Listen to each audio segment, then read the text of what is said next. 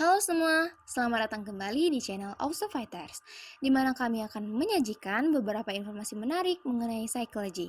Sebelum itu, perkenalkan kami dari kelompok 1 yang beranggotakan Salsabila, Adelina, Raisya, Firdausi, Ananda Dea, Fiona, Silmi, Abror, Agustina, Latifa, Gina, dan Irfansah. Nah, pada kesempatan kali ini, kami akan menyampaikan materi terkait kondisi fisik, perubahan fisik, dan kesehatan reproduksi pada dewasa akhir atau lanjut usia. Tapi sebelum masuk ke videonya, jangan lupa untuk like, comment, and share video ini ke teman-teman kalian, dan subscribe channel ini biar kami makin semangat buat video selanjutnya. Oke, langsung aja ke videonya. Selamat menonton! Baiklah, saya Silmi Azahra akan menyampaikan materi yang pertama, yaitu otak yang menjadi tua. Otak yang menyusut dan melambat secara perlahan. Rata-rata antara usia 20-90 tahun, otak kehilangan beratnya sebesar 5-10%. Kemudian, volume otak menjadi berkurang. Pada usia lanjut, volume otak berkurang 15%, lebih sedikit dibandingkan orang muda. Menurut para ilmuwan, hal ini mungkin disebabkan oleh adanya kekurangan dendrit, kerusakan membran mielin yang menyelubungi akson atau kematian sel-sel otak. Kemudian, korteks prefrontal menyusut seiring dengan proses penuaan. Selanjutnya, melambatnya fungsi otak dan batang otak. Selanjutnya, proses penuaan berkurangnya produksi neurotransmitter, termasuk asetilkolin, dopamin, dan gamma aminobutyric acid. Selanjutnya yang B, otak yang beradaptasi. Seandainya otak adalah komputer, maka deskripsi mengenai otak yang menjadi tua mungkin akan membuat kalian berpikir bahwa tidak banyak yang bisa dilakukan. Akan tetapi, tidak seperti komputer, otak memiliki kapasitas untuk memperbaiki secara nyata. Orang dewasa, bahkan orang dewasa yang menua, mengembangkan neuron-neuron baru. Selanjutnya, otak yang menua bisa beradaptasi. Perubahan lateralisasi kemungkinan memberikan satu jenis adaptasi pada orang dewasa yang menua. Materi yang kedua, sistem kekebalan tubuh. Menderita stres yang berkepanjangan dan berkurangnya proses penyembuhan pada orang lanjut usia dapat mempercepat efek penuaan terhadap kekebalan. Selanjutnya, kekurangan nutrisi berkaitan dengan rendahnya kadar protein berkaitan dengan menurunnya sel T yang menghancurkan sel-sel yang terinfeksi, sehingga kekebalan bertambah buruk. Selanjutnya, olahraga dapat meningkatkan fungsi sistem kekebalan. Kemudian, vaksinasi terhadap influenza secara khusus penting untuk orang lanjut usia. Baik, saya Salsa akan menjelaskan tentang penampilan fisik dan pergerakan. Di masa dewasa akhir, perubahan penampilan fisik yang mulai terjadi di usia pertengahan mulai lebih terlihat jelas. Kerutan dan bercak penuaan adalah perubahan yang paling terlihat jelas. Ketika bertambah usia, kita juga bertambah pendek. Di masa dewasa akhir, pria dan wanita menjadi lebih pendek karena tulang belakang mengalami penyusutan. Ketajaman visual.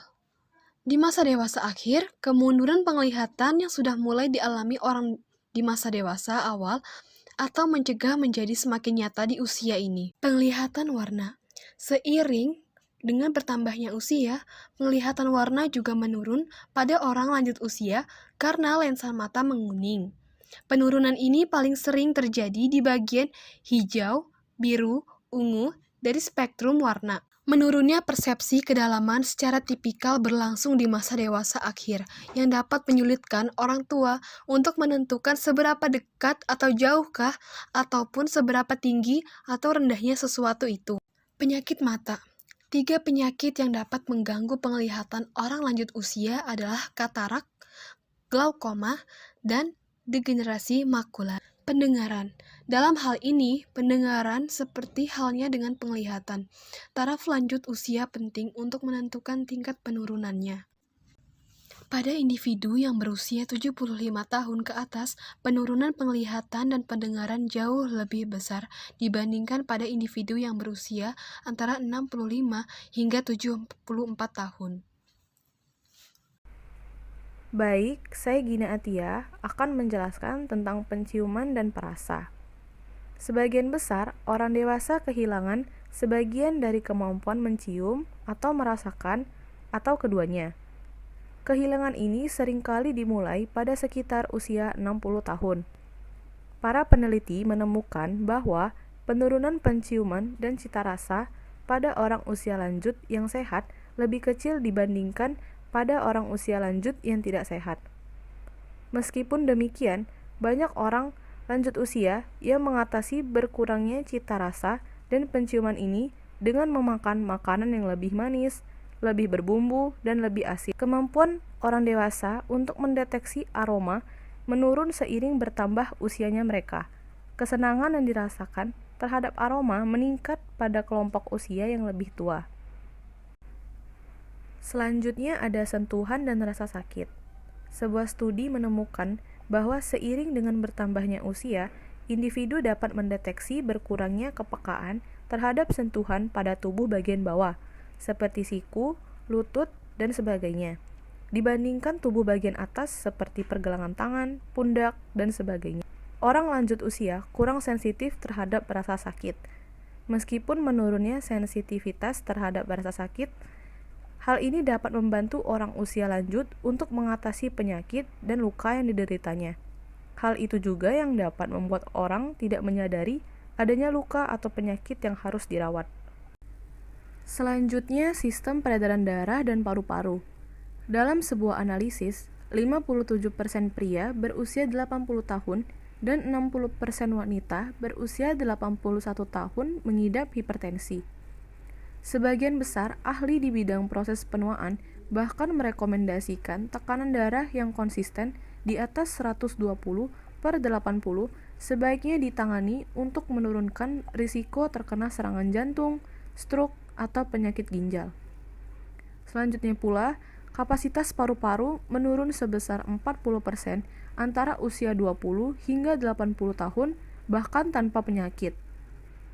Lalu, paru-paru kehilangan elastisitasnya, dada menyusut, dan diafragma melemah. Perubahan organik dan sistemik.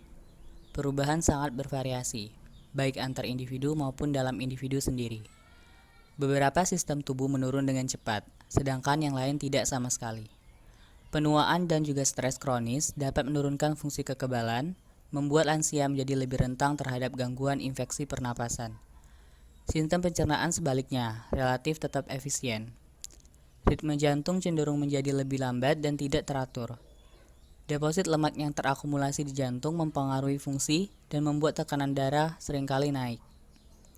Salah satu perubahan penting yang dapat mempengaruhi kesehatan adalah penurunan kapasitas cadangan atau reserve capacity, yaitu kapasitas cadangan yang membantu fungsi sistem tubuh pada limitnya pada saat stres. Selanjutnya, otak yang mengalami penuaan.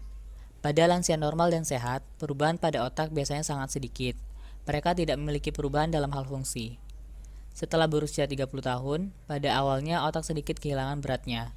Lalu makin banyak, sampai pada usia 90 tahun, otak kehilangan 10% dari berat totalnya.